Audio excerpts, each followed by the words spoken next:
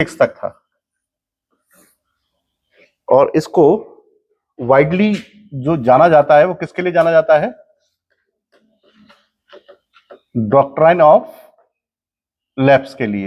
ये हमने समझा दिया था। डॉक्ट्राइन ऑफ लैप्स के उन्होंने 1848 के सतारा से शुरू की और 1856 तक आते आते अवध तक, चाहे अवध हो, चाहे उदयपुर हो, चाहे वो झांसी हो, चाहे वो बघाट हो, चाहे वो संबलपुर हो, चाहे वो जैतपुर हो, इन सभी स्टेट्स को उसने धीरे धीरे करके कैप्चर कर लिया।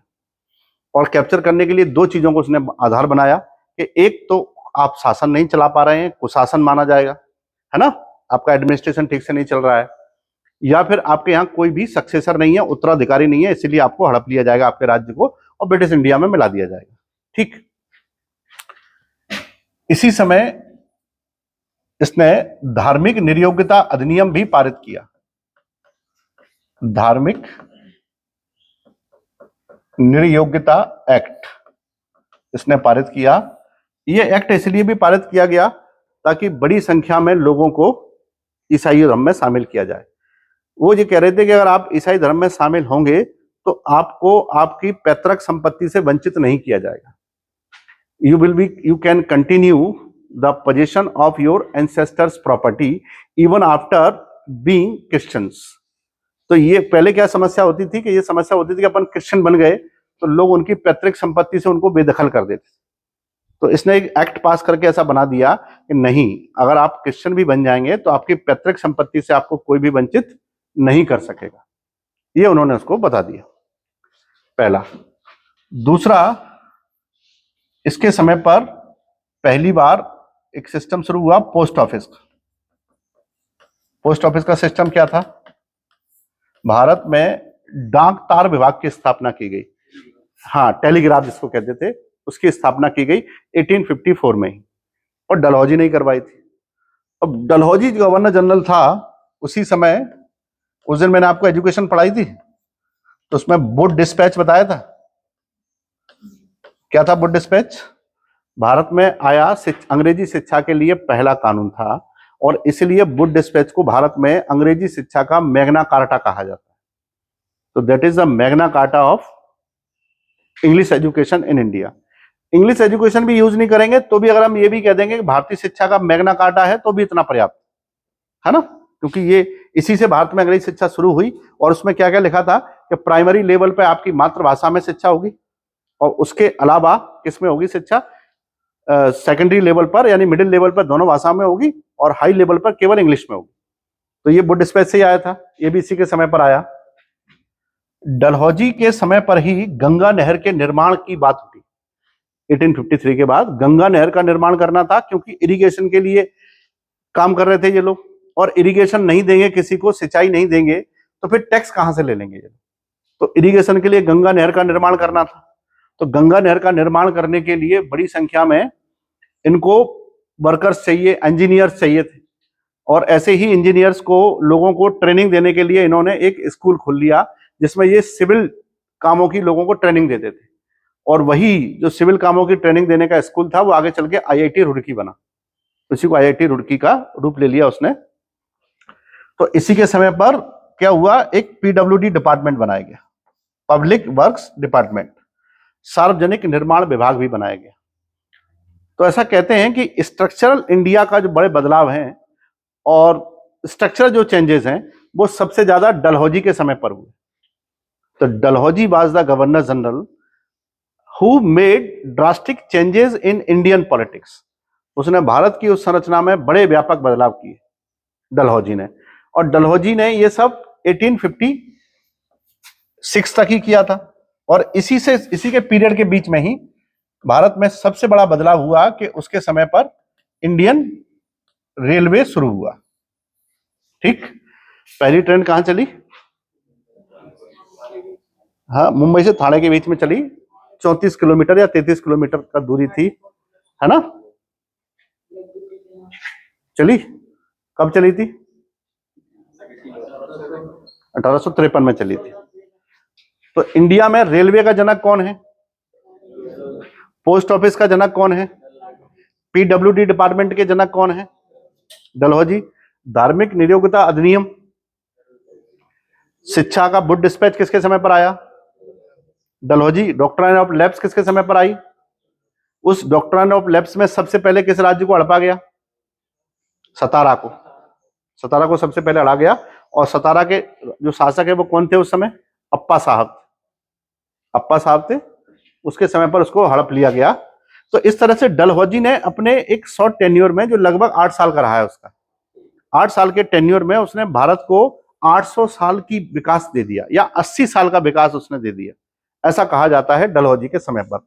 लेकिन डलहौजी जो इतना सुधार कर रहा है, वो समय थोड़ा सा अलग है। कैसे अलग है अब हम लोग समझते हैं। ये डलहौजी का पीरियड हमने लिखा था। अब हम लोग ये देखेंगे कि डलहौजी के पीरियड के आसपास, केवल डलहौजी से मतलब नहीं है, इसके पीरियड के आसपास, और इसको मैं आसपास को अगर अच्छे से लिखना चाहूं तो मैं लिख सकता हूं 19वीं शताब्दी के मध्य में, in the middle of 19th century, the political, social, religious and economic structure of India was rapidly changing. तेजी से बदल रहा था, और अगर तेजी से कोई चीज बदलती है तो उसके साइड इफेक्ट बहुत सारे आते हैं। इसके पीछे आप एक चीज और दिमाग में रखिएगा कि इंग्लैंड से इंडस्ट्रियल रेवोल्यूशन इंग्लैंड में शुरू हो चुकी है। इंडस्ट्रियल रेवोल्यूशन क्या है? फैक्ट्रीज लगाना, है ना। और ये कहां से शुरू हुई? ब्रिटेन से शुरू हुई। ब्रिटेन से क्यों शुरू हुई है इंडस्ट्रियल रेवोल्यूशन? फ्रांस से क्यों नहीं हुआ? फ्रांस में भी तो लोहा और कोयला बहुत है? फ्रांस की भी है। इंग्लैंड और फ्रांस के बीच में इंग्लिश चैनल है, समुद्र से कनेक्टिविटी तो उसकी भी बराबर है। हाँ जी, है कि इंग्लैंड पूरा का पूरा चारों तरफ से घिरा हुआ है, वो यूके, लेकिन फ्रांस नहीं घिरा हुआ है, लेकिन कनेक्टिविटी तो है। देखिए, केवल एक ही बड़ा अंतर है, इंडस्ट्रियलाइजेशन वहां शुरू हो सकता है जहां सबसे पहले लोहा बनाने के कारखाने शुरू हो जाएं, क्योंकि उससे लोहे से मशीनरी बनती है पूरी की पूरी, समुद्री जहाज भी लोहे के बनते हैं। इंग्लैंड और फ्रांस में जो बेसिक डिफरेंस है वो ये है, बड़ी मजेदार बात है कि फ्रांस में लोहा मिलता है यहां और कोयला मिलता है यहां। लोहा और कोयले के बीच में प्रॉपर, मतलब बहुत ज्यादा डिस्टेंस है फ्रांस में, इसलिए वहां पर बहुत धीमे धीमे लोहे के इंस्ट्रूमेंट या औजार बनाना शुरू हुए, या फिर लोहे जो इस्पात का डेवलपमेंट है, स्टील का डेवलपमेंट है, वो बहुत ग्रेजुअल हुआ सकता है, क्योंकि दूरी बहुत है तो खर्चा बहुत होगा, ट्रांसपोर्टेशन इतना डेवलप था नहीं पहले। इंग्लैंड को प्रकृति का वरदान ये प्राप्त हुआ कि लोहा जहां मिलता है उसके बगल में कोयला मिलता है, जहां लोहा मिलता है वहां कोयला मिलता है। तो लोहे और कोयले की खदानों का आसपास होना इंग्लैंड में वरदान सिद्ध हुआ, जबकि फ्रांस में इन दोनों का दूर दूर होना इनके लिए अभिशाप सिद्ध हुआ। होना ही था, ये बड़ी संख्या में ये कर सकते थे, लोहे को गला करके उसका औजार बना सकते थे, क्योंकि लोहा को गलाने के लिए कोयला चाहिए, यहां कोयला बहुत दूर से लाना पड़ता था। और दूसरा सबसे जरूरी चीज थी invention of pump set. Pump set का आविष्कार पहले इंग्लैंड में हुआ। जब हम कोयला निकालते हैं खदानों से तो बहुत गहराई तक निकालते हैं, तो उसमें पानी भर जाता है, नीचे से पानी निकल आता है। अब पानी भरा रहेगा तो कोयला कैसे निकालोगे? पॉसिबल ही नहीं निकालना, तो फिर आपको पानी खाली करना पड़ेगा या वेट करना पड़ेगा पानी का। फ्रांस के लोग वेट करते थे, इनके पास पंप सेट था, ये पानी खाली कर देते। तो ज्यादा कोयला कौन निकालेगा? इंग्लैंड। ज्यादा लोहे का यूज कौन करेगा? और औजार या शिप किसके ज्यादा बनेंगे? इंग्लैंड के। तो इंग्लैंड में ये सब तेजी से होने लगा। इंग्लैंड के ही एक गांव में चलते हैं। इंग्लैंड का एक गांव है, और इंग्लैंड के गांव हमारे जैसे गांव नहीं होते हैं। हमारे यहाँ 12 महीने गांव का मौसम, जो सीजन को छोड़ दिया जाए तो ठीक ठीक रहता है। उत्पादन एक समय पर होता है, फिर फसल काटते हैं, फिर अगली फसल बोते हैं, ऐसे ही चलता रहता है। इंग्लैंड में आउट ऑफ 12 बहुत सारे ऐसे कंट्री यार्ड हैं, बहुत सारे ऐसे रीजन्स हैं, क्षेत्र हैं, कि वहां आउट ऑफ 12 7 और 6 मंथ तक मौसम इतना खराब रहता है कि आप वहां कुछ भी पैदा नहीं कर सकते। यानी 12 में से 6 या 7 महीने या 6 महीने ऐसे रहते हैं जहां आप कुछ भी उत्पादन नहीं कर सकते, आपको घरों में ही रहना पड़ेगा। बाहर भी नहीं निकल सकते क्योंकि स्नोफॉल होता है, ठंड बहुत पड़ती है, तो बाहर भी नहीं निकल सकते। अगर आप घरों के अंदर 6 महीने में रह रहे, 6 महीने घरों के अंदर रहना पड़ रहा है और 6 महीने घरों के बाहर रह रहे हैं, कंट्री यार्ड की बात कर रहा हूं मैं, तो ऐसी स्थिति में घरों के अंदर रहना, आदमी बिना खाए तो कुछ रहेगा नहीं, तो खाएगा पिएगा क्या? तो इंग्लैंड में ये बड़ी समस्या थी कि 6 महीने में जो कुछ उत्पादित होगा उसे हमको पूरे साल भर खाना है, और कुछ समय तो घर के अंदर बैठ के खाना है। और जब सर्दियां बहुत पड़ती हैं तो इंग्लैंड में रहना और बदतर हो जाता है, क्योंकि उस समय तो आपको वाइन भी पीनी पड़ती है, बॉडी को गर्म रखने के लिए वाइन भी पीनी पड़ती है ना। तो ये तो बहुत महंगा हो गया, और चूंकि उस समय अनाज नहीं हो सकता है तो मांस खाने का कल्चर है ही है, तो वो उसको प्रिजर्व, और खराब तो कुछ होना नहीं थी, ठंड पड़ रही है तो वो, लेकिन ये महंगा तो है ना, खर्चीला तो है। और उस समय लोगों की इनकम कुछ नहीं है, जीरो है, घर पे बैठे हुए हैं, लेकिन पूरी फैमिली घर के अंदर है। रहना इतना आसान नहीं है, बहुत मुसीबत होती थी।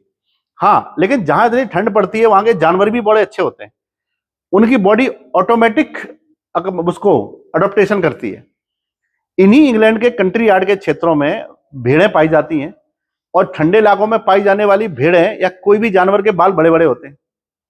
जैसे हमारे मध्य प्रदेश में पाई जाने वाली बकरियां के बाल बहुत छोटे छोटे होते हैं। आप लद्दाख में जाओ, बकरियों के बाल कितने बड़े बड़े, क्यों? मौसम के अनुसार उनको अडेप्टेशन मिला हुआ है, वहां पर उनकी बॉडी वैसे ही डेवलप हुई है। इसीलिए लद्दाख में पाई जाने वाली पश्मीना बकरी की ऊन सबसे फेमस मानी जाती है। जनरली हम लोग पढ़ते हैं कि भेड़ से ऊन प्राप्त होती है, लेकिन लद्दाख की पश्मीना बकरी की ऊन सबसे महंगी मानी जाती है। आपने सुना भी होगा पश्मीना की शॉल है ये, तो पश्मीना भेड़ नहीं है, पश्मीना बकरी है एक, है ना। तो वहां पे जो भेड़ें थी, सर्दियों में भेड़ों के बाल बड़े बड़े हो जाते थे, तो उनकी आय का साधन होता था कि कुछ लोग आते थे, वो भेड़ के बाल काट के ले जाते थे, भेड़ के बाल काट के ले जाते थे, उनको प्रोसेस करते थे, धीरे धीरे उनका धागा बनाते थे, और धागा बना करके फिर वो लोग अपने घरों पर उनके कपड़े बनाते थे, और कपड़े बना करके फिर बेचते थे। यही तो एक सिंपल सा कॉन्सेप्ट था। तो लोग भेड़े पालते थे, तो भेड़ काटने के लिए जो व्यापारी आते थे ऊन लेने के लिए, वो ऊन लेके चले जाते थे फार्म हाउस से, फिर उस ऊन का प्रोसेस करते थे। तो उन व्यापारियों ने सोचा कि ये पूरे गांव के लोग फालतू बैठे, इनको तो कोई काम है नहीं, और हम भेड़ों से ऊन लेके जाते हैं, वूल कलेक्ट करते हैं, और वूल लेके जाएंगे, और वूल लेकर के फिर उसको हम लोग धोएंगे, सुखाएंगे, फिर उसकी स्पिनिंग करेंगे, तब धागा बनेगा, फिर कपड़ा बनाएंगे। हमारे पास इतना टाइम होता ही नहीं है, इसलिए काम बहुत स्लो चल रहा था। एक अच्छा काम सोचा एक ट्रेडर ने, कि उसने ऊन खरीदी वहीं गांव के किसी फार्म हाउस से, और गांव की एक फैमिली को ही दे दी उसने। गांव की फैमिली में, ज्यादातर किसी फैमिली में कौन होगा, एक तो मैन होगा, एक विमेन होगी, और कुछ बच्चे होंगे, और उन बच्चों में लड़के लड़कियां दोनों ही होंगे, ठीक है। तो उसने ये ऊन दे दी, और वो ऊन को उसने बताया, प्रोसेस समझाई उसको कैसे करना है। तो उस लेडी ने उस ऊन को धो करके सुखा लिया, सॉफ्ट हो गई, धो करके सुखा ली। अब थी उसको ऐसे करके स्पिनिंग, चरखा जो करते हैं ना अपन, स्पिनिंग करने की जरूरत थी उसको। स्पिनिंग करने के लिए एक ऐसे करके चरखा घुमाया जाता है, तो वो काम तो बच्चे भी कर सकते हैं, बस उस पर वो लगाना पड़ती है ऊन ऐसे करके, जिससे कि वो धागा बन जाता था, मोटा सा धागा बन जाता था। अब वो चरखे घुमाने का काम आपने देखा घरों में बच्चे करते रहते हैं अक्सर, तो वहां भी ये काम लड़कियों को दिया जाता था कि इसमें ज्यादा काम है नहीं। लड़कियां उस चरखे को घुमाती रहती थी, और इस तरह से एक धागा बनता था मोटा सा, उस धागे को पुरुष, फिर उसने सीख लिया हैंडलूम को चलाना, करघा चलाना सीख लिया उसने। उस करघे पर उस धागे को डाल करके कपड़ा बनाया जाता था। तो सबके काम बटे, महिला क्या कर रही है, उसका काम है क्या है, बच्चों का काम क्या है। और अमूमन जब इस फैमिली को कुछ पैसा मिला ये काम करने का, तो वो बहुत खुश हुई, क्योंकि उसे पता था 6 महीने तो हमको कुछ मिलना ही नहीं, something is better than nothing. उसको लगा कि कुछ तो मिला हमको यहां से। तो उसको भले ही कम मिला, उसका दिमाग इतना चला ही नहीं कि मैंने कम मिला ज्यादा मिला है, जो मिला उसमें बहुत खुश था वो। और जो व्यापारी था वो भी बहुत खुश था कि उसने कम पैसे में काम करवा लिया। उस व्यापारी को तो समय मिल गया, अब उसको ये सारा काम नहीं करना है, अब उसे कपड़ा ले जाकर के केवल बेचना है। अब अकेला एक ही काम बचा है, तो बहुत दूर तक कपड़ा बेचने जा सकता है।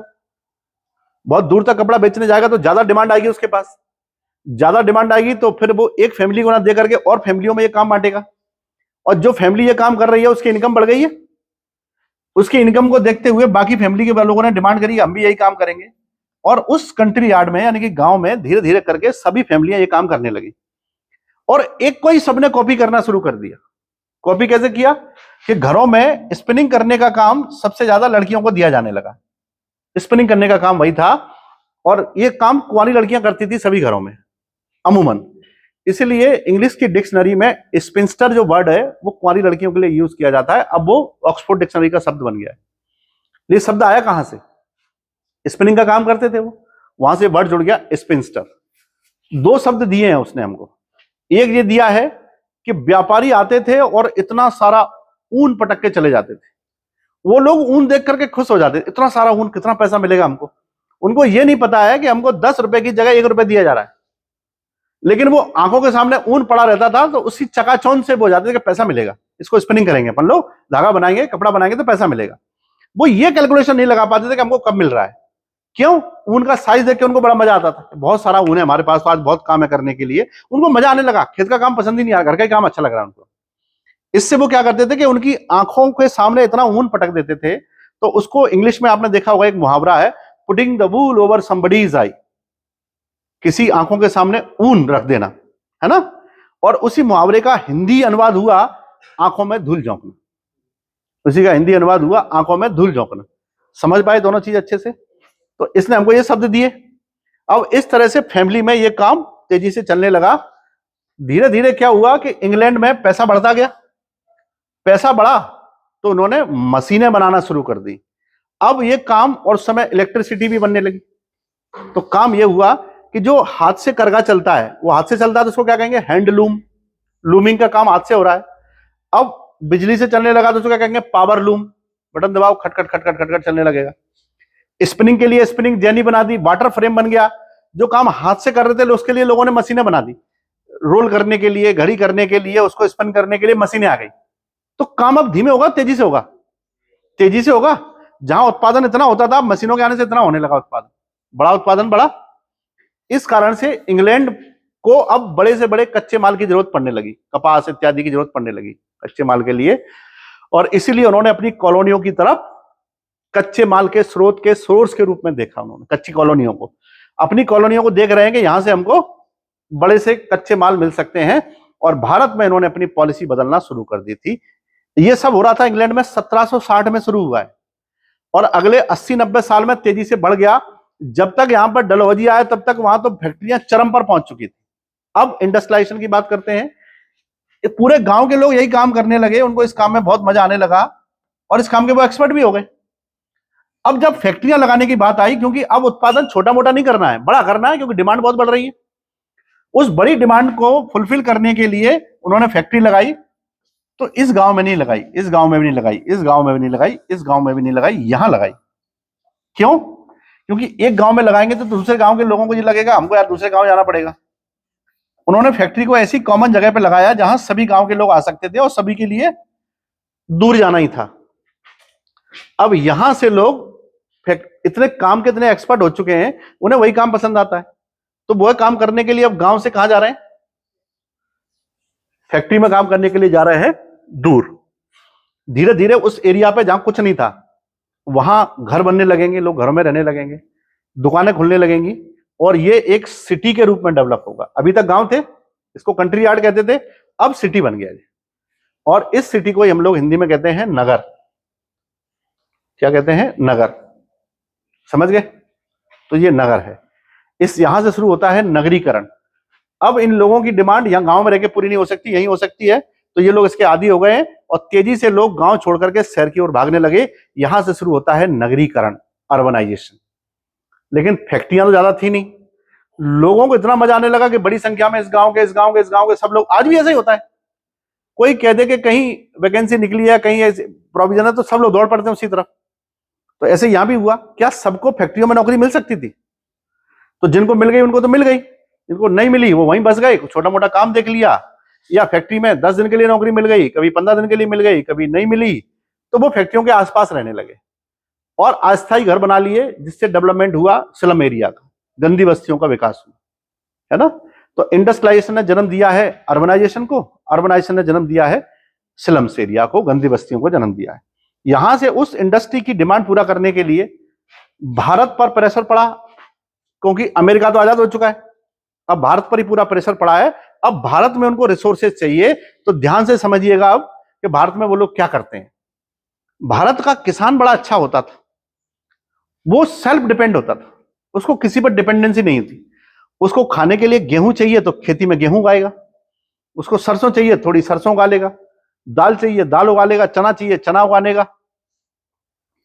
जीवन यापन के लिए खेती करता था, ताकि किसी से मांगना ना पड़े।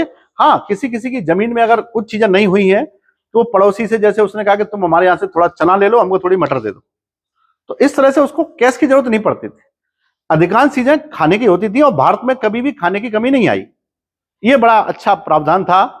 लेकिन इन फैक्ट्रियों के आने से भारत में जमीन में व्यापक बदलाव हुए। एग्रीकल्चर में उन्होंने ऐसी पॉलिसी बनाई कि अब भारत में सारे किसान या जमींदार किसानों के पास तो अधिकार ज्यादा थे भी नहीं। जमींदारों से कहा गया कि इंग्लैंड को इतना कपास भेजना है इस साल। अब वो कपास इस साल कैसे मिलेगा, यानी जमींदार अपने जमीन का जो मालिक है जमींदार, वो अपने कृषकों से कहेगा कि इस साल इतनी खेती करनी है इसकी। तो भारत में अभी तक जो खाने पीने की चीजें उगाई जाती थी, अब वो ऐसी चीजें उगाई जा रही हैं जो फैक्ट्रियों के लिए जरूरत पड़ रही है। इसका रिजल्ट ये देखने को मिलेगा कि खाने की कमी तो पैदा होगी, क्योंकि अब लोगों को खाने की चीजें उगानी नहीं पड़ रही हैं, खरीदनी पड़ रही हैं, और खरीदने के लिए पैसा नहीं है ना। क्योंकि फैक्ट्रियों का जो खाने पीने, जो फैक्ट्रियों में यूज की चीजें, जो प्रोडक्ट प्रोड्यूस होती थी, वो तो बड़ी संख्या में इंग्लैंड चली जाती थी, और उनका फायदा जमींदारों को मिलता था, किसानों को थोड़ी मिल पाता था इतना फायदा। तो किसानों को तो मजदूरी ही मिलती थी। तो भारत में जो जीवन यापन की खेती थी, अब व्यवसायिक खेती हो गई, कमर्शियल एग्रीकल्चर हो गया, और उस कमर्शियल एग्रीकल्चर के कारण से ऐसी चीजों पर उगाने पर ज्यादा फोकस दिया जाने लगा कि जो बेची जाएंगी इंग्लैंड के मार्केट में। भारत में खाद्यान्न की कमी आ गई, किसानों के हालात खराब हो गए, जमीन का इन्होंने परमानेंट सेटलमेंट लागू कर दिया, जमीन पर टैक्स या लगान जिसको कहते थे वो 30 से लेकर 100% तक होता था। अब बताइए 100% तक लगान का क्या मतलब है? तक होता था, 100 नहीं होता था, लेकिन कहते हैं 30 से 100 के बीच में रखते थे। 80% तक तो लगान रहा ही है, मद्रास में रहा है। तो अब किसानों के पास क्या है? उनको अंग्रेज पसंद आएंगे कि नहीं आएंगे? नहीं आएंगे। और कृषक क्या करेंगे? अब विद्रोह करेंगे। करने बनता है कि नहीं बनता उनका विद्रोह करना? जमींदार विद्रोह करेंगे क्या बड़े वाले? वो क्यों नहीं करेंगे? क्योंकि उन्हीं को तो फायदा हो रहा है सबसे ज्यादा। वो विद्रोह नहीं करेंगे, है ना। तो यहां से हमको देखने को मिलेगा कि ब्रिटिश सरकार की इकोनॉमिक पॉलिसीज ने, एग्रीकल्चर की पॉलिसीज ने हमारे साथ क्या करना शुरू कर दिया है। सारी चीजें एक साथ हो रही हैं, वही को आप समझेंगे अपन, सारी चीजों को एक साथ कैसे। सबसे पहले देखेंगे धार्मिक रूप से क्या हो रहा है, धार्मिक और सामाजिक रूप से ये हमको देखना है। ये मिडिल ऑफ 19वीं सेंचुरी, 19वीं शताब्दी के मध्य में ही है। फिर हमको ये भी देखना है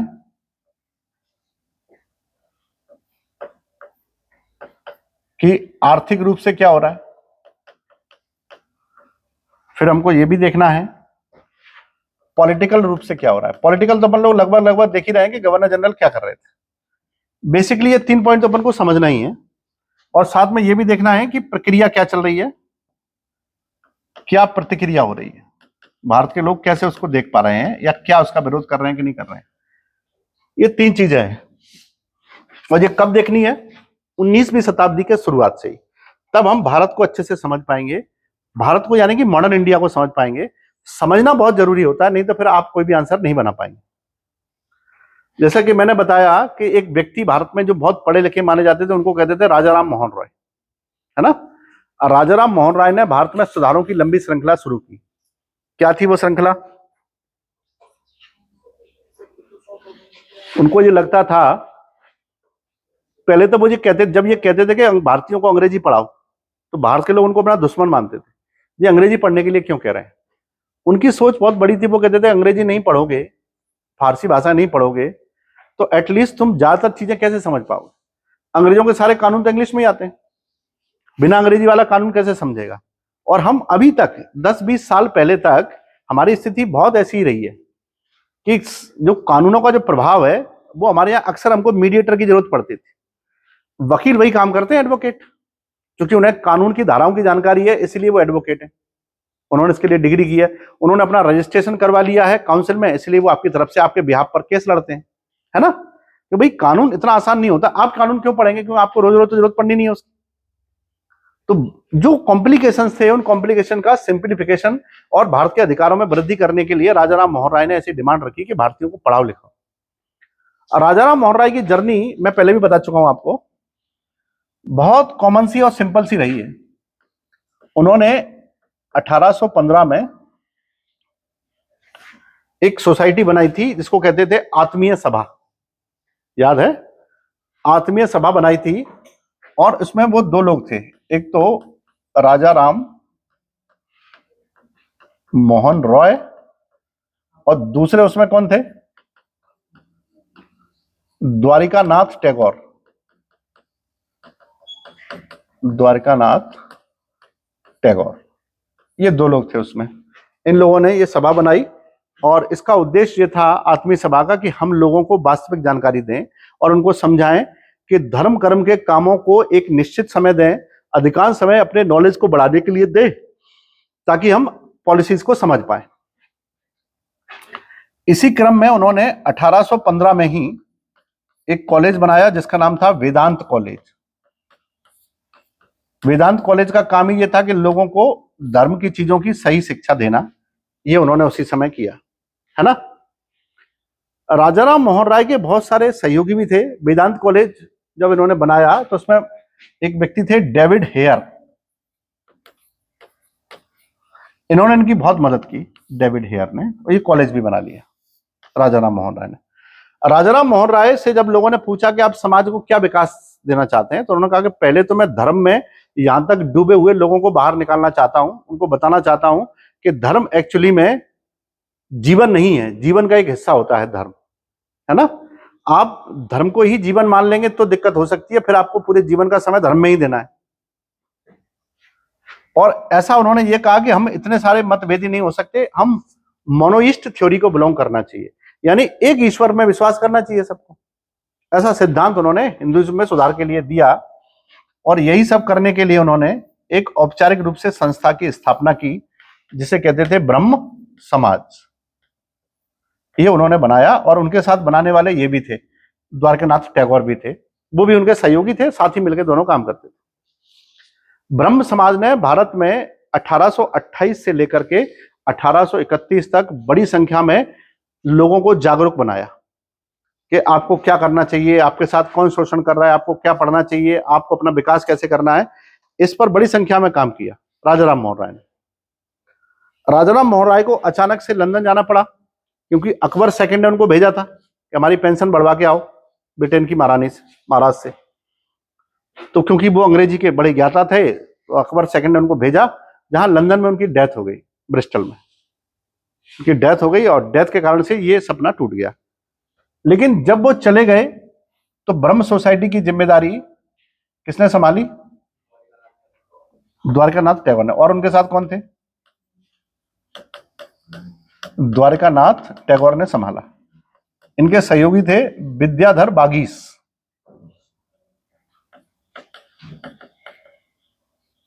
विद्याधर वागीस, इन दोनों ने इस सोसाइटी को संभाला 1833 से और ये इसमें काम करने लगे, बड़ा विकास कर रहे थे। विद्याधर बागीस और जो द्वारकानाथ टैगोर है, इनका बेटा भी था एक जिसका नाम था देवेंद्रनाथ टैगोर। तो जो डीएन टैगोर है इनका बेटा, वो अलग ब्रह्म सोसाइटी में नहीं, अभी वो अलग कुछ ऐसे ही धार्मिक सुधार के आंदोलन चलाता है, कार्य करता है। उसमें से एक है कि उसने एक सभा बनाई है जिसका नाम है तत्व रंजनी। सभा बनाई है जिसका नाम बदल के उसने कर दिया तत्व बोधनी, तत्व बोधनी कर दिया उसने, ठीक। तो तत्व रंजनी भी हो गया, तत्व बोधनी भी हो गया।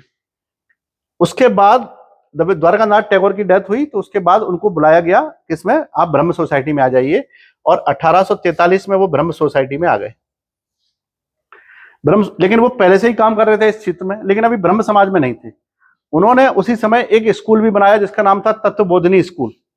उस स्कूल में अक्षय कुमार दत्त और ईश्वर चंद्र विद्यासागर बड़े टीचर्स हुआ करते थे, ये लोग उसमें पढ़ाते थे। लेकिन जैसे ही ये ब्रह्म सोसाइटी में आए तो सारा ध्यान उन्होंने ब्रह्म सोसाइटी के विकास पर लगा दिया और ब्रह्म सोसाइटी को तेजी से वो विकास करने लगे और उसकी बातों को पॉपुलर करने लगे और हिंदुस्तान में बहुत पॉपुलर हुए। देवेंद्रनाथ टैगोर, इन्हीं के बेटे रविन्द्रनाथ टैगोर थे, ये बहुत पॉपुलर हुए। इसी में 1857 में इन्होंने एक व्यक्ति को ज्वाइन कराया जिनका नाम था केसी सेन, केशव चंद्र सेन। ये क्रांतिकारी आदमी थे। जब ये ब्रह्म सोसाइटी में आए तो उन्होंने ब्रह्म सोसाइटी को इतना पॉपुलर बना दिया, हर जगह ब्रह्म सोसाइटी की बातें चलती थी और देवेंद्र कहते थे कि केशव, इस ब्रह्म सोसाइटी की आप मूल भावनाओं को मत छेड़िए, ब्रह्म सोसाइटी के नियमों को वैसा ही रहने दीजिए जैसा कभी राजा राम मोहन राय ने और द्वारकानाथ टैगोर ने बनाया था, वैसे ही रहने दीजिए, उसको बदलिए मत। और ये केसी सेन कहते थे कि नहीं, अगर हम बदलेंगे नहीं तो बहुत पॉपुलर कैसे होंगे, विकास कैसे कर पाएंगे, है ना। तो हम विकास कैसे कर पाएंगे, इसी चीज को देखते हुए 1857 के बाद इनके बीच में मतभेद रहने लगा। 1857 के बाद केशव चंद्र सेन ने भारत के अनेक स्थानों पर दौरे किए ब्रह्म सोसाइटी को पॉपुलर बनाने के लिए। वे मद्रास गए, मद्रास में उन्होंने लगभग 14 से 15 दिन गुजारे और मद्रास में उनकी बातों से लोग इतने इंस्पायर हुए कि वहां के लोगों ने वेद सोसाइटी बना ली। वेलुथम्मी थे, उन्होंने वेद सोसाइटी बना ली। और वो वेद सोसाइटी क्या है?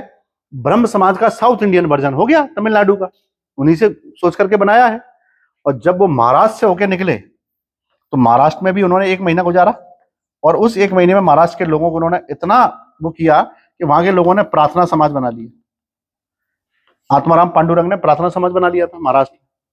तो ये केशव चंद्र सेन का ही विचार था, उनके ही व्यक्तित्व का प्रचार था कि अलग अलग क्षेत्र में ब्रह्म समाज से जैसे अनेक संगठन बनने लगे।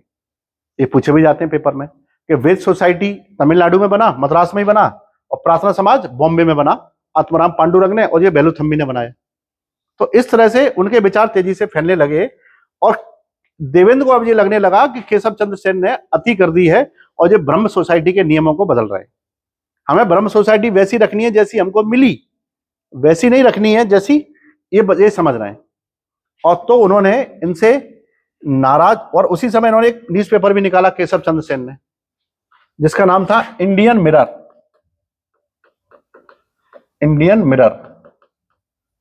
और इसको ब्रह्म सोसाइटी का ही समाचार पत्र कहते थे कि जो उसी की बातों को छापता था, उसी की बातों को पॉपुलर बनाता था। 1867 के आसपास दोनों के बीच में मतभेद हुआ और D.N. टैगोर ने यह कहा कि अब हम तुम्हारे साथ काम नहीं कर सकते हैं कि तुमने ब्रह्म समाज को बदल दिया है और हमको ब्रह्म समाज वही पसंद है जो पहले था। तो इन्होंने इस ब्रह्म समाज को अलग होकर के एक नया ब्रह्म समाज, आदि ब्रह्म समाज बना दिया। आदि मतलब पुराना।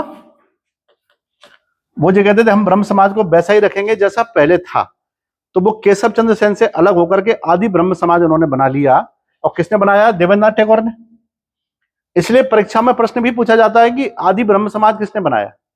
देवेंद्रनाथ टैगोर ने। वो बनाया नहीं है, ब्रह्म समाज से ही अलग हो गए। तो ब्रह्म समाज के 2 हिस्से हो गए, एक ये हो गया आदि ब्रह्म समाज और एक क्या रह गया? ब्रह्म समाज। एक हो गया ब्रह्म समाज जिसे कहने लगे लोग भारतीय ब्रह्म समाज, है ना। और केशव चंद्र सेन लगातार इसमें काम कर रहे थे और पॉपुलर भी बहुत थे, उनके साथ बहुत सारे शिष्य भी थे और यही बहुत पॉपुलर हो रहे थे। ये अपनी पॉपुलैरिटी को बढ़ाने के लिए कहते थे DNT, देवेंद्रनाथ टैगोर, कि ब्रह्मवाद ही हिंदूवाद है। जो ब्रह्म सोसाइटी में नहीं है आज सोसाइटी में, वो हिंदूवादी भी नहीं है। तो वो हिंदुत्व से ज्यादा जुड़े हुए फील करते थे, सुधारों से नहीं। इसीलिए कहते थे कि ब्रह्मवाद ही हिंदूवाद है, ये इन्हीं का नारा था। इन्होंने क्या किया, उस समय गवर्नर जनरल आ गए थे नॉर्थ ब्रूक 1872 में। इन्होंने नॉर्थ ब्रूक से कहा कि भारत में सामाजिक सुधार के लिए शादी के समय लड़के लड़कियों की उम्र निश्चित करना जरूरी है और उन्होंने कहा कि 14 साल से छोटी बच्ची का विवाह नहीं किया जाएगा किसी भी कीमत पर। और नॉर्थ ब्रूक ने इस एज ऑफ कंसेंट को पास कर दिया। उन्होंने कहा ऐसा बिल्कुल रहेगा और इनकी पॉपुलैरिटी समाज में बहुत ज्यादा होने लगी।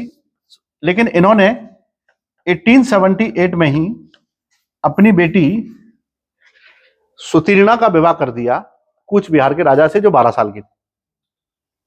तो एक्चुअली में ये भी तो ब्रह्म समाज के अपने नियमों को नहीं मान रहे हैं। इसीलिए इनके शिष्य इनसे नाराज हो गए और उन्होंने एक नया ब्रह्म समाज का डिवीजन कर लिया जिसको कहते थे साधारण ब्रह्म समाज। साधारण ब्रह्म समाज। और इसको चलाते थे आनंद मोहन बोस। आनंद मोहन बोस। ये थी भारत में धार्मिक सुधारों की श्रृंखला कि धार्मिक मामलों में लोग कैसे सुधार कर रहे थे। समझ पाए? तो आदि ब्रह्म समाज किसने बनाया? देवेंद्रनाथ टैगोर ने। इंडियन मिरर किसका समाचार पत्र है? देवेंद्रनाथ टैगोर का ही है या ब्रह्म समाज का है? ब्रह्म समाज के संस्थापक कौन है? तत्वबोधिनी समाज के कौन है? तत्वबोधिनी के देवेंद्र। और तत्वरंजनी एक ही चीज है। और तत्वबोधिनी स्कूल देवेंद्र है। आत्मीय सभा राजाराम मोहन राय। वेदांत कॉलेज राजाराम मोहन राय। ठीक है, तो अगर मैं क्रम पूछूं कि ब्रह्म समाज, आदि ब्रह्म समाज, भारतीय ब्रह्म समाज, साधारण ब्रह्म समाज, तो इनकी स्थापना किस क्रम में आएगी? मैं कहूंगा शुरू से आखिरी की ओर सजाइए। तो सबसे पहले क्या है? ब्रह्म समाज 1828, आदि 1867, वैसे 65 में ही हो गया था लेकिन 67 मानते हैं, है ना। और भारतीय इसी समय हुआ, एक साथ ही तो हुए थे दोनों। और साधारण 1878, और 67 में ही इनके प्रयासों से दो जगह और संस्थाएं बनाई थी। प्रार्थना समाज महाराष्ट्र में, कौन है? आत्माराम पांडुरंग। और दूसरा वेद समाज वेलुथम्मी का, ये बनाए गए।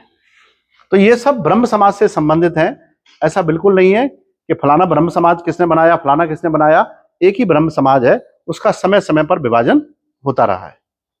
समझ गए? क्लियर एकदम से? चलिए, तो ये क्या किस दृष्टि से हो रहा है? सामाजिक दृष्टि से हो रहा है। ये सामाजिक दृष्टि से हो रहा है। और पॉलिटिकल दृष्टि से क्या हो रहा है? भारत में कृषि का व्यापारीकरण आर्थिक रूप से हो रहा है। इसको याद रखेगा ये। हाँ, चलिए वापस आते हैं उसी पर।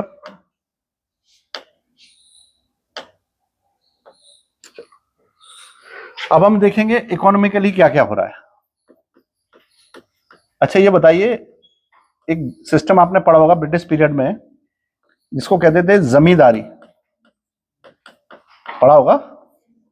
इस जमींदारी को बीसवेदारी भी कहते थे, इसको मालगुजारी भी कहते थे, और इसको स्थायी बंदोबस्त भी कहते थे, है ना।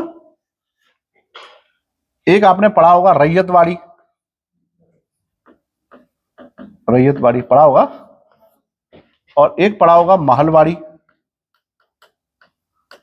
महलवाड़ी, ये तीन व्यवस्थाएं आपने पढ़ी होंगी। जैसे जैसे 1757 1857 के आसपास, उससे पहले भारत में अंग्रेजी कंपनियां शासन कर रही थीं, कंपनी शासन कर रही थी। उस कंपनी के सामने चुनौती ये आई कि भारत में जितनी भी जमीन है, और जमीन उस समय बहुत थी, इसका एक्चुअल मालिक किसे बनाया जाए, ये बड़ी समस्या थी। क्योंकि सरकार के पास इतने लोग नहीं थे, इतनी मैन पावर नहीं थी कि वो हर जगह एक व्यक्ति को भेज करके टैक्स इकट्ठा करवाए। तो उसे एक काम करना था कि कैसे भी करके इसको इस हेतु डेवलप करना है ताकि हमको ऑटोमेटिक मोड पर बहुत सारा टैक्स मिलता रहे। ऑटोमेटिक मोड पर बहुत सारा टैक्स हमको मिलता रहे, है ना। इसी व्यवस्था के कारण से उन्होंने भारत में परमानेंट सेटलमेंट को जन्म दिया। 1772 में वॉरेन हेस्टिंग्स ने यह कोशिश की कि मैं जमीन का बंटवारा कर देता हूं, और उसने 5 साल के लिए स्थायी बंदोबस्त किया। 5 साल के लिए किया, लेकिन वो 1776 में ही बंद हो गया। इसमें कुछ नहीं करना होता है कि जमींदारों को जमीन दे दी जाती है परमानेंट रूप से, और उनसे कहा जाता है कि हमको इस जमीन का इतना हिस्सा चाहिए, बाकी हिस्सा तुम्हारा है। तो वो अपने हिस्से को बड़ा करने के लिए ज्यादा से ज्यादा लगान इकट्ठा करना शुरू कर देते। इससे भारतीय किसानों की हालत खराब होती थी। चूंकि ये परमानेंट सेटलमेंट के रूप में आया, फेल हो गया। फिर जब कॉर्नवालिस आया, तो कॉर्नवालिस ने 1790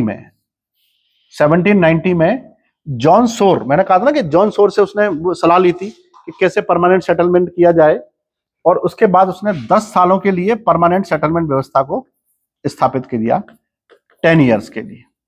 ये स्थायी बंदोबस्त होता था। इसमें दिक्कत कुछ नहीं थी। ये कहां लागू किया गया? सबसे पहले बंगाल, बिहार और यूपी के कुछ क्षेत्रों पर लागू किया गया। टोटल देखा जाए तो जितनी भी जमीन इंडिया में ब्रिटिश गवर्नमेंट के पास थी, उसकी 19% जमीन पर परमानेंट सेटलमेंट लागू कर दिया गया, स्थायी बंदोबस्त। ठीक। और कॉर्नवालिस के समय पर लागू हुआ परमानेंट सेटलमेंट 10 साल के लिए। दिक्कत इसमें यह होती थी कि ये तो हो गया किसान, जो कृषक है, और इसके ऊपर होते थे जमींदार, जो बहुत पावरफुल होते थे, और सबसे ऊपर होते थे ब्रिटिश सरकार। टैक्स जा किसके पास रहा है? ब्रिटिश सरकार के पास। लेकिन किसके थ्रू जा रहा है? तो यहां सिस्टम कैसा बनता था, ऐसा बनता था। देखो ध्यान से, इनसे लिया कितना है और पहुंचा कितना है, इनसे लिया कितना है और वहां पहुंचा कितना है। ज्यादातर वो कहां रह जाता था, जमींदारों के पास। और जमींदारों को इस काम में बहुत मजा आने लगा। वो इस व्यवस्था को कभी खोना नहीं चाहते थे। उनको नहीं पता है कि जो टैक्स जमींदार लेने आ रहा है वो क्या कहता है जनता से।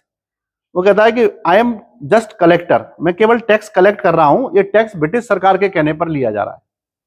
और वास्तव में ऐसा था भी, लेकिन प्रोसेस आप समझेंगे तो ज्यादातर पैसा किसके पास रुक जाता था। लेकिन फिर भी यहां पहुंचते पहुंचते पैसा कितना भी कम पहुंचता था, तो इतना तो पहुंच ही जाता था सारे क्षेत्रों से कि अंग्रेजों को पैसे की कभी कोई दिक्कत नहीं आती थी, लगान की कभी कोई दिक्कत नहीं आती थी। इसमें एक समस्या हो रही थी अंग्रेजों के लिए, बस उनको सब कुछ ठीक चल रहा था, उनको कुछ करना ही नहीं है, जमींदार उनको लाके दे रहे हैं। और जमींदारों के लिए फिक्स था कि इस दिन सूरज ढलने से पहले टैक्स नहीं आया तो तुम्हारी जमीन किसी और को दे देंगे, है ना। उस समय जमीन को गिरवी रखने की परंपरा होती थी, जिसे रेहान पद्धति कहते थे, रेहान पद्धति के नाम से उसको जानते थे। और इसी परंपरा के तहत उन्होंने जमींदारों को इतना टाइट करके रखा था कि वो समय से पहले टैक्स देते थे। और जब भी कुछ गलती होती थी तो उसके लिए लगान 2 गुना कर देते थे। आपने मूवी देखी होगी लगान, है ना। जब भी कुछ होता था तो उनके लगान बढ़ा देंगे, 2 गुना कर देंगे। तो भारतीयों के लिए लगान एक वजन की तरह हमेशा रखा रहता था। इसमें दिक्कत जहां थी वो समस्या ये है कि सरकार का इन लोगों से कोई कांटेक्ट नहीं, सरकार का इन लोगों से कोई कांटेक्ट नहीं है। ये लोग सरकार को खूब गालियां दे रहे हैं, लेकिन सरकार तक पहुंच ही नहीं रही है, क्योंकि सरकार से उनका कोई कांटेक्ट ही नहीं है ना। सरकार इसीलिए इन लोगों का दर्द कभी समझ नहीं पाई। उस समय सरकार को दर्द समझ में नहीं आया और जमींदारों ने इस दर्द को और बढ़ा दिया है। जमींदार और शोषण कर रहे हैं उनका, तो दर्द उनका बढ़ता जा रहा है। और जब सरकार तक ये खबरें बहुत अखबारों के द्वारा मैगजीन के द्वारा पहुंची, तब सरकार को समझ में आया कि जमींदारी व्यवस्था में बदलाव करना चाहिए, जमींदारी व्यवस्था में बदलाव करना चाहिए, वरना बहुत दिक्कत होने वाली है ना। इसीलिए हॉल्ट मैकेंजी लेके आया महलवाड़ी। महलवाड़ी क्या होता है, तो पहले महल समझ लेते हैं। एक पर्टिकुलर एरिया में पाए जाने वाले जितने भी गांव हैं, उन गांव के ग्रुप को एक महल कहते हैं। अब टैक्स किसी किसान पे नहीं लग रहा है, पूरे महल पे लग रहा है। अगर आपका महल एक है, इन सब का महल एक है, तो आपके महल पर टैक्स लगा 100 रुपए, आपके महल पर टैक्स लगा 200 रुपए, तो आप पूरे महल को देना है। 100 रुपए की वैल्यू पूरे महल की आनी चाहिए। जरूरी नहीं है आप 4 लोग हो तो 25-25 दो। आपके यहाँ अनाज ज्यादा हुआ है, आपने 40 दे दिया, इनके यहाँ थोड़ा कम हुआ है, इन्होंने 10 दे दिया, 50 हो गया, बाकी लोगों ने 25-25 दे दिया। तो क्या पहले जितना ही शोषण हो रहा है अब, या कम हो गया? कम हुआ। इसी सिस्टम को कहते थे महलवाड़ी, कि टैक्स किसी व्यक्ति पे ना लगा करके महल पर लगाया जाता था, तो उसको हम लोग महलवाड़ी के नाम से जानते थे। Is that clear? और इस व्यवस्था से थोड़ा सा सुधार होना शुरू हुआ, थोड़ा सा सुधार होना शुरू हुआ। और इसी समय उन्होंने एक व्यवस्था इसके बाद लॉन्च की, जिसको कहते थे रैयतवाड़ी। हालांकि महलवाड़ी बहुत बड़े एरिया में लागू कर दी गई। 30% जमीन पर महलवाड़ी चलती थी, जिसमें यूपी है, पंजाब है, सेंट्रल प्रोविंस है, इन पर लागू कर दी गई। और जो स्थायी बंदोबस्त था वो तो कुछ ही जगहों पे लगता था, जैसे बनारस खंड पे लगता था, कर्नाटक के उत्तरी क्षेत्रों पे लगता था, बंगाल और बिहार में लगता था, इन कुछ लिमिटेड एरिया में लगता था। 19% जमीन पे लगता था। और ये कितने परसेंट जमीन पे लग रहा है? 30% जमीन पर। इसको हॉल्ट मैकेंजी लेके आए थे। अब सरकार को लगने लगा कि इसमें भी कहीं ना कहीं थोड़ा बहुत तो शोषण होता ही होगा, लेकिन पहले जितना तो नहीं होता है। अब सरकार ने जनता से सीधा संपर्क स्थापित करने के लिए एक नई व्यवस्था को लॉन्च किया, जिसको कहते थे रैयतवाड़ी। रैयतवाड़ी का मतलब है किसान खुद ही रैयत है उनकी। और रैयत उस किसान को कहेंगे जिसके पास एक प्रॉपर पीस ऑफ लैंड है, जिसका रिकॉर्ड है हमारे पास। अगर आप मेरी रैयत हैं तो आपके पास जमीन भी होगी, आप जमीन नहीं है तो मेरी रैयत नहीं है ना। तो आपको रैयतवाड़ी व्यवस्था कर दिया गया। मैं रैयत पर टैक्स लगाऊंगा, ना महल पे लगाऊंगा, ना परमानेंट किसी इंडिविजुअल पर। रैयत मतलब जो जमीन वाले हैं केवल उन्हीं पे लगाएंगे, सब पर कैसे लगाएंगे? तो रैयतवाड़ी व्यवस्था में और सुधार हुआ।